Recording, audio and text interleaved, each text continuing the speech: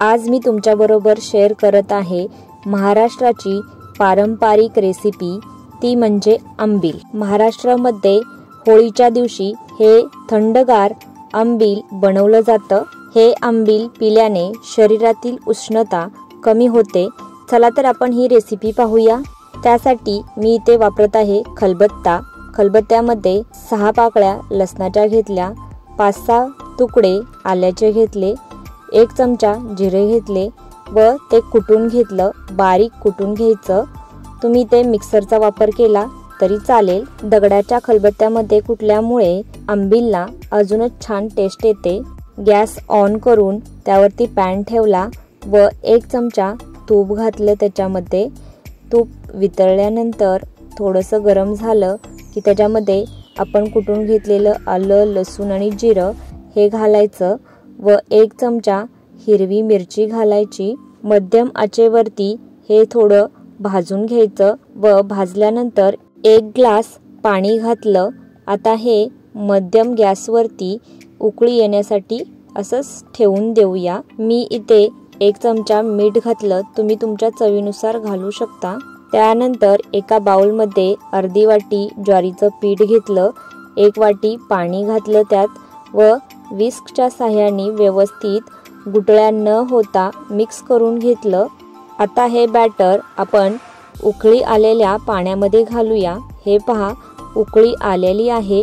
आता याच्यामध्ये पाण्यामध्ये थोडं थोडं करून घालत जायचं। ज्वारीचं बॅटर पाण्यामध्ये घालत असताना गॅस मीडियम फ्लेमवर ठेवा व चमच्यानी सतत ढवळत राहा, जेणेकरून गुठळ्या होणार नाहीत। अगदी 5 मिनिटं हे ज्वारीचं पीठ शिजण्यासाठी वेळ लागतो। हे पहा, अशी कन्सिस्टन्सी हवी आहे आपल्याला। गॅस बंद करून साईडला ठेवून द्या। त्यानंतर एका बाउलमध्ये 2 वाटी दही घेतलं। हे मी घरी बनवलेलं दही आहे। त्याला थोडंसं फेटून घ्यायचं।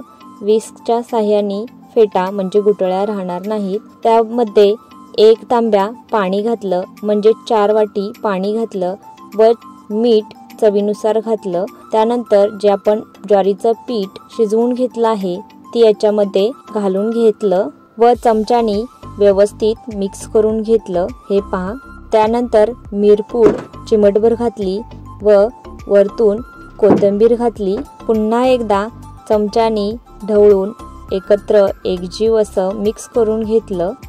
हे पहा, छान मस्त असे बनले।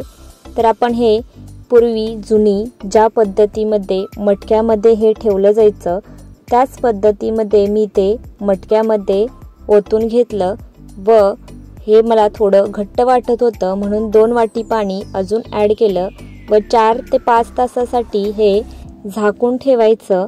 4-5 तासानंतर पुन्हा चमच्यानी ढवळायचं व हे आंबील पिण्यासाठी तयार झालेलं आहे। तुम्ही पाहू शकता किती मस्त छान असं दिसत सुद्धा आहे। हे आंबील गरमीच्या दिवसामध्ये शरीराची उष्णता कमी करण्यासाठी बनवलं जातं व पिलं जातं।